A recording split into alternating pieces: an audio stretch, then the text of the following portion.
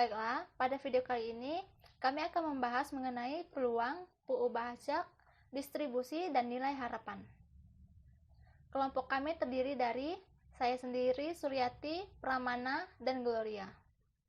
Nama saya Gloria Valentin Mundung, NIM D10421811010. Saya akan mempresentasikan tentang ruang sampel. Yang pertama, statistika seringkali berhubungan dengan data percobaan yang berbentuk bilangan maupun kategori. Keterangan yang dicatat atau baik berupa bilangan maupun kategori disebut pengamatan. Himpunan semua hasil pengamatan yang mungkin dari suatu percobaan disebut ruang sampel dan dinyatakan dengan lambang T. Tiap hasil pengamatan dalam ruang sampel disebut unsur atau anggota atau titik sampel. Penulisan ruang sampel ada dua, yaitu yang pertama, menuliskan tiap-tiap anggotanya. Contoh yang pertama, tentukan ruang sampel percobaan banyaknya mata dadu dilemparkan satu kali.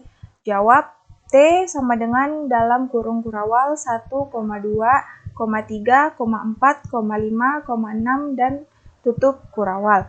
Yang kedua, menuliskan sifat-sifat yang ada pada semua anggota. Contoh yang kedua, tuliskan ruang sampel percobaan angka yang muncul pada plat nomor. Jawab, T sama dengan kurung kurawal bilangan himpunan, anggota himpunan maksud saya, yang dilambangkan dengan logo X.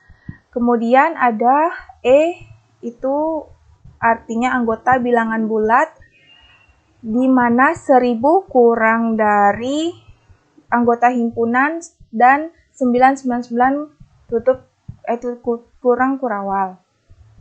Cara menentukan ruang sampel percobaan. Yang pertama, cara menentukan ruang sampel dari titik sampel ada 3, yaitu dengan cara mendaftar tabel dan diagram pohon.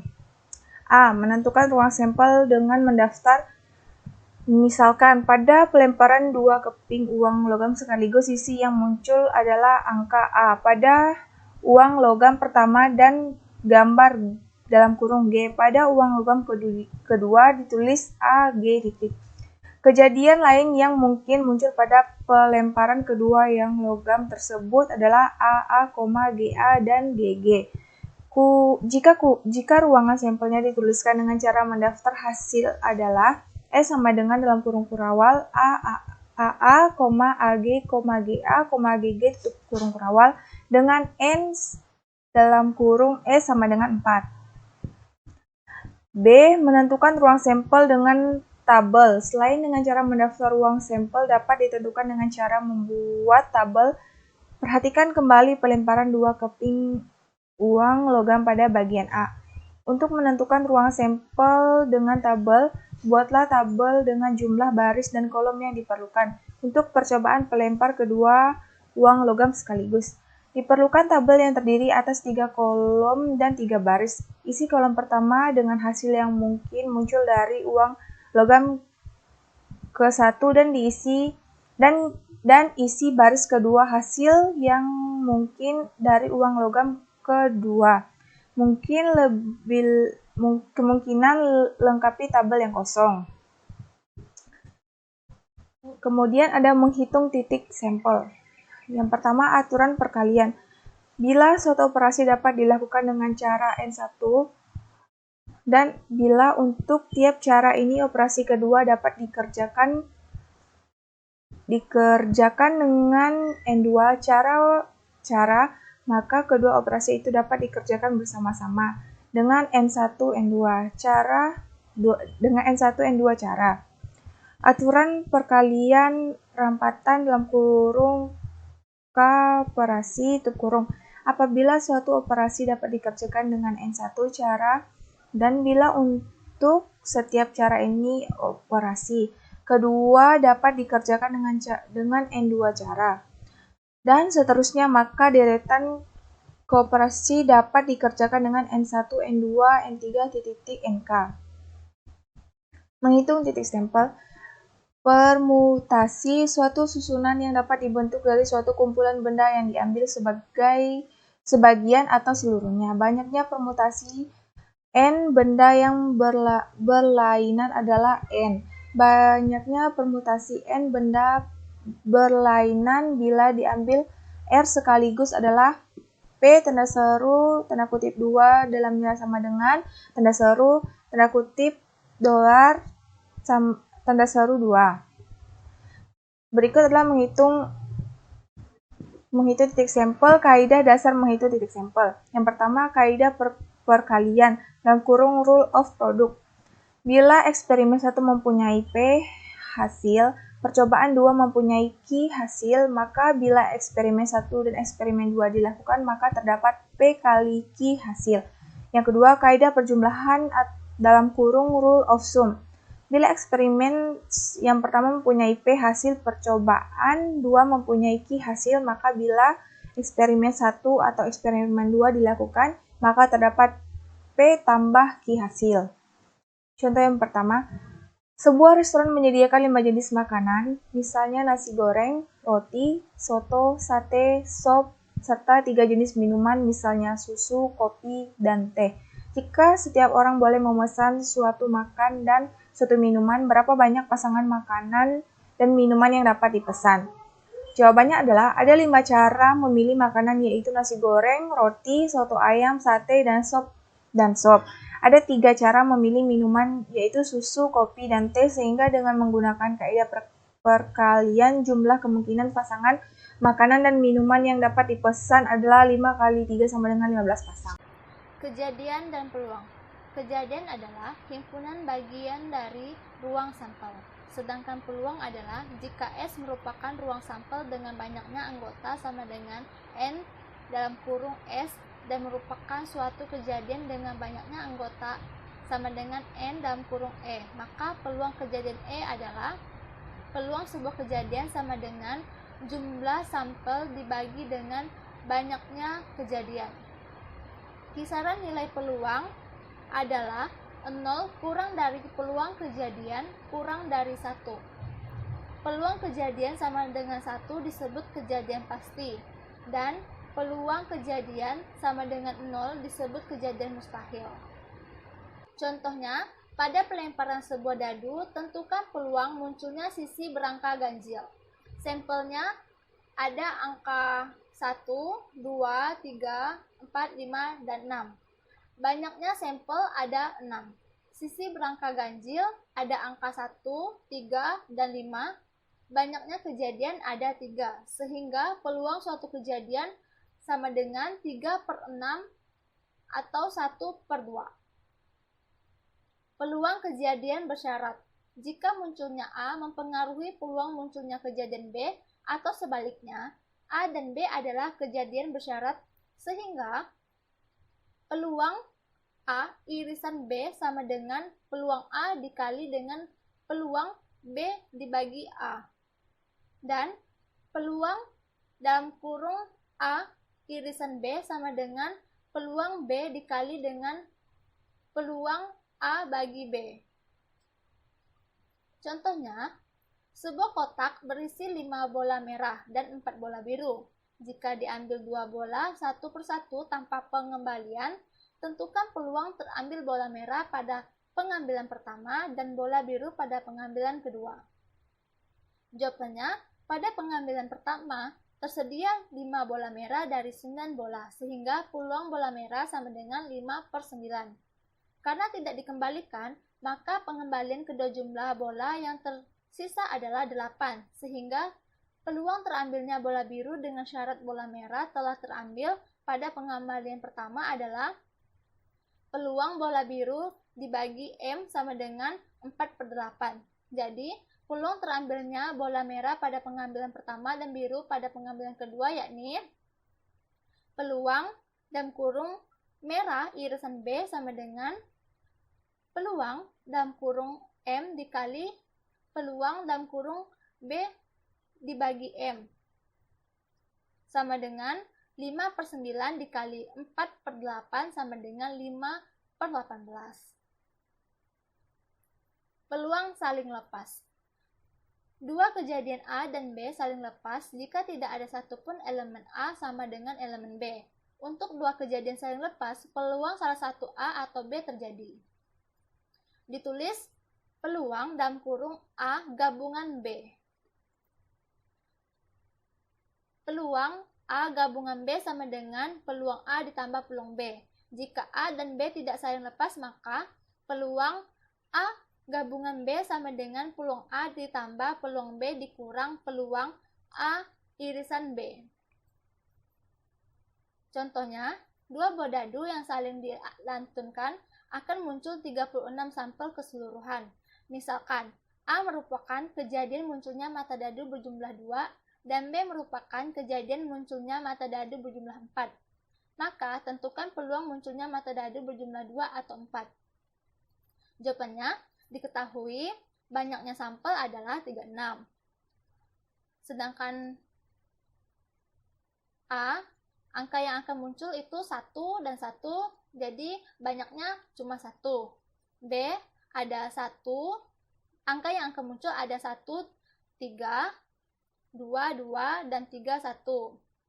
Jadi banyaknya kejadian yang akan muncul itu ada 3, sehingga peluang munculnya pada mata dadu berjumlah 2 atau 4 adalah peluang A gabungan B sama dengan peluang A ditambah peluang B. Jadi, sama dengan 1/36 ditambah 3/36. Sama dengan 4/36. Menjadi 1/9. Baiklah, saya Pramana Effendi akan menjelaskan tentang perubahan acak. Perubahan acak merupakan variabel yang berupa nilai atau harga dari setiap kejadian atau peluang yang terjadi dalam suatu eksperimen. Contohnya, eksperimen atau percobaan sebuah koin yang dilempar sebanyak 3 kali. Pada percobaan ini, sisi angka dilambangkan dengan A dan sisi gambar dilambangkan dengan G. Maka akan didapati ruang sampel sebanyak 1, 2, 3, 4, 5, 6, 7, 8, 8. Di mana ada angka-angka-angka, angka-angka gambar, angka gambar angka, angka gambar-gambar, gambar angka-angka, gambar angka gambar, gambar-gambar gambar, dan gambar-gambar angka, dan gambar-gambar gambar. Perubahan acak dilambangkan dengan X. Pada contoh soal ini, perubahan acak dari sisi angka yang tampak pada setiap elemen S. Maka akan didapati 0, 1, 2, dan 3. Mengapa bisa 0? 0 ini terjadi pada saat tidak ada munculnya A. Tidak ada munculnya A, dapat kita lihat pada GGG. Kemudian 1. Mengapa ada 1? 1 ini terjadi pada saat hanya muncul satu angka pada percobaan. Yakni bisa kita lihat angka gambar-gambar, itu satu saja angka yang muncul. Kemudian gambar angka gambar, itu satu saja angka yang muncul. Kemudian gambar angka, itu juga satu saja yang muncul. Kemudian ada 2. Mengapa ada 2? 2 ini muncul karena terdapat dua angka yang muncul dalam percobaan. Yakni bisa saja angka-angka gambar angka, dan gambar angka-angka. Itu dua angka yang muncul. Terdapat 2 angka yang muncul. Maka 2 termasuk dalam himpunan perubahan acak ini, maksud saya. Kemudian 3. Mengapa 3 bisa masuk dalam himpunan? Karena terdapat pada ruang sampel muncul 3 kali angka dalam ruang sampel, yakni AAA. Maka 3 termasuk ke dalam himpunan dari perubahan acak soal ini. Terdapat juga pada gambar di bawah, itu adalah peluang dari setiap perubahan acak yang terjadi. Pada perubahan acak 0 itu 1 kali terjadi, maka peluangnya 1/8. Kemudian pada perubahan acak sama dengan 1 itu 3 kali terjadi, maka peluangnya adalah 3/8. Kemudian pada perubahan acak X sama dengan 2 itu 3 kali terjadi juga, maka peluangnya adalah 3/8. Kemudian peluang pada perubahan acak sama dengan 3 itu hanya sekali terjadi, maka peluangnya adalah 1/8. Perubahan acak ini dapat dibedakan menjadi dua, yaitu pembacak diskrit dan kontinu. Sebelum itu saya akan menjelaskan apa itu diskrit dan kontinu. Diskrit adalah suatu data yang dapat dihitung secara cacah. Misalnya jumlah mahasiswa dalam satu kelas itu bisa dihitung secara cacah. Itu yang dinamakan diskrit. Kemudian kontinu. Kontinu ini tidak dapat dihitung secara cacah, melainkan harus diukur menggunakan alat. Misalnya kedalaman suatu kolam. Itu harus diukur menggunakan alat. Tidak bisa diukur secara cacah, tidak bisa dihitung secara cacah. Pembacak dibedakan menjadi pembacak diskrit dan pembacak kontinu berdasarkan ruang sampel yang digunakan. Ruang sampel diskrit. Ruang sampel diskrit merupakan ruang sampel yang mengandung titik yang berhingga banyaknya atau sederetan anggota yang banyaknya sebanyak bilangan bulat. Kemudian ruang sampel kontinu merupakan ruang sampel yang mengandung titik yang tak berhingga banyaknya dan banyaknya sebanyak titik pada sepotong garis.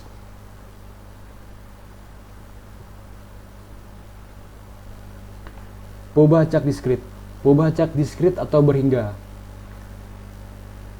Variabel acak dapat menyatakan diskrit apabila memenuhi syarat pada gambar di bawah ini.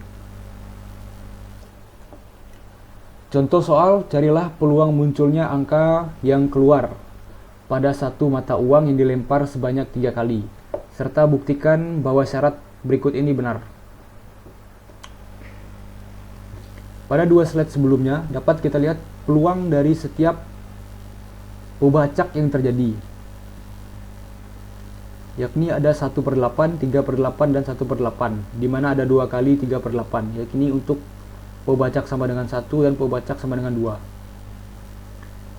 Kemudian ditambahkan setiap peluang tersebut dan lihat hasilnya. Jika 1, maka percobaan itu memiliki pembacak diskrit karena memenuhi syarat memenuhi syarat dari pembacak diskrit. Selanjutnya adalah pembacak kontinu.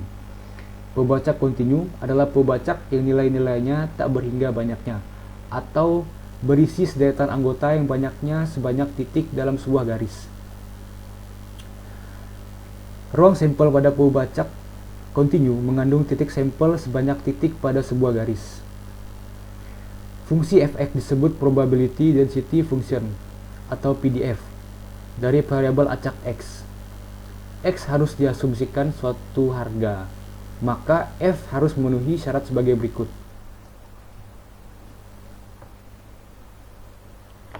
Contoh soal dari pembacak kontinu. Jika x adalah variabel acak kontinu dengan PDF fx sama dengan k 4x dikurang 2x kuadrat, di mana x lebih besar daripada 0 dan lebih kecil daripada 2, dan fx sama dengan 0 untuk x yang lainnya. Carilah nilai k dan peluang k lebih besar daripada 1/2. Dapat dilihat pada gambar di pojok kanan bawah penyelesaian dari soal berikut. Selanjutnya adalah distribusi. Fungsi distribusi kumulatif dari f dapat dinyatakan dalam suku-suku dari peluang terhadap a sebagai variabel diskrit jika pada memenuhi syarat pertama, kemudian variabel kontinu jika memenuhi syarat kedua. Jika x adalah variabel acak diskrit yang mana harga yang mungkin adalah x1, x2 dan seterusnya, di mana x1 lebih kecil daripada x2, lebih kecil daripada seterusnya, maka fungsi distribusi f adalah fungsi setapak atau step function. Harga f adalah konstan dalam interval dan diambil satu langkah atau lompat dari ukuran peluang xi pada xi. Berikut adalah contoh soal. Buatlah fungsi distribusi kumulatif dari kejadian banyaknya angka yang muncul dari satu mata uang yang dilempar sebanyak 3 kali. Untuk penyelesaiannya dapat dilihat pada gambar.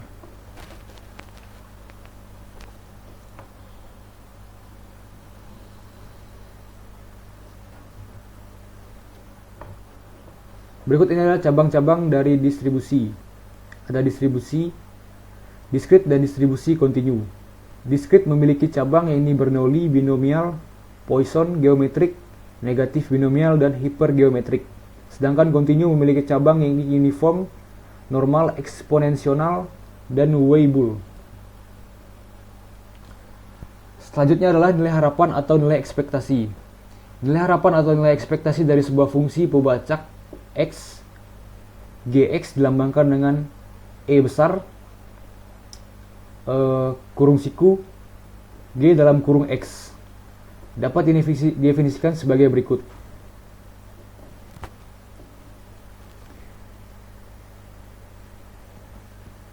Yang atas jika X sama dengan yang di atas jika X pubah acak diskrit.